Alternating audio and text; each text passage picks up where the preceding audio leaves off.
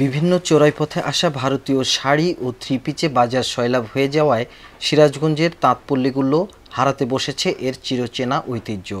এমনকি ঈদের পূর্ব মুহূর্তেও হাসি নেই তাঁত মালিক ও শ্রমিকদের মুখে। প্রতিবছর রমজান মাসের শুরু থেকেই তাঁতপল্লীগুলো তাঁতের খটখট শব্দে মুখরিত হয়ে উঠলেও এবছর ঈদের পূর্ব মুহূর্তেও তাঁতপল্লীগুলোতে নেই কোনো উত্তাপ। কারণ ভারতীয় সস্তা কাপড়ের আগ্রাসনে প্রতিনিয়ত কমে যাচ্ছে দেশীয় পণ্যের কদর, বাজার চলে যাচ্ছে ভারতীয় পণ্যের দখলে। এছাড়া ক্রমাগত রং ও সুতার মূল্য বৃদ্ধির প্রভাব তো রয়েছেই।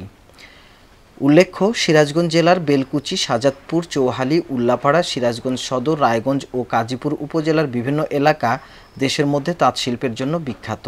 এসব এলাকার প্রায় 10 লক্ষাধিক মানুষ কোনো না কোনোভাবে তাঁত শিল্পের সাথে জড়িত এবং তাদের জীবন ও জীবিকার অন্যতম উৎস হল তাঁত শিল্প ও তাঁতজাত পণ্য। বাহারি রঙের শাড়ি, লুঙ্গি ও গামছা তৈরি এবং বাজারজাত করে এসব এলাকার তাঁতিরা দেশ ও দেশের বাইরে ইতিমধ্যেই ব্যাপক খ্যাতি অর্জন করেছে। অথচ সম্প্রতি লাগামহীনভাবে রং ও সুতার দাম বৃদ্ধির ফলে তাঁতিদের উৎপাদন খরচ যেমনভাবে বেড়ে গেছে, তেমনিভাবে ভারতীয় শাড়ি ও থ্রি পিচে দেশীয় বাজার সয়লাব হয়ে যাওয়ায় তাঁতের পণ্যের চাহিদা ক্রমশ কমে যাচ্ছে। ফলে পথে বসেছে অসংখ্য তাঁতি। ইতিমধ্যেই পুঁজি সংকটের কারণে বন্ধ হয়ে গেছে অনেক ফ্যাক্টরি এবং বন্ধ হবার উপক্রম হয়েছে আরও শত শত তাঁত ফ্যাক্টরি। এ প্রসঙ্গে কথা বললে স্থানীয় তাঁতিরা জানান, 28টা তাঁতের ভিতরে এখন আমার 14টা তাঁত চলে। তো শাড়ির বাজার খুবই খারাপ। ভারতীয় শাড়ি কিছু আসে, আইসা ওগুলা মানে যে কম দামে বিক্রি করে, আর আমাদের চুলার দাম বেশি, সুতার দাম বেশি, রঙের দাম বেশি।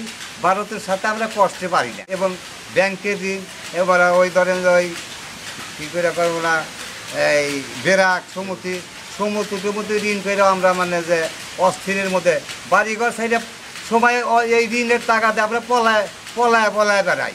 মাছ যখন এসে যায় তখন এই যায় পলায় বেড়াই। এই তো আমাদের মানে বিরাট সমস্যা। ব্যবসা তো এবার ভালো না, জিনিসপত্রের দাম বেশি। ভারত থেকে শাড়ি, প্রিন্টের শাড়ি এসে, লেসের শাড়ি এসে আমাদের দেশের কাপড় বিক্রি হইতেছে না, খুবই পরিস্থিতি খারাপ।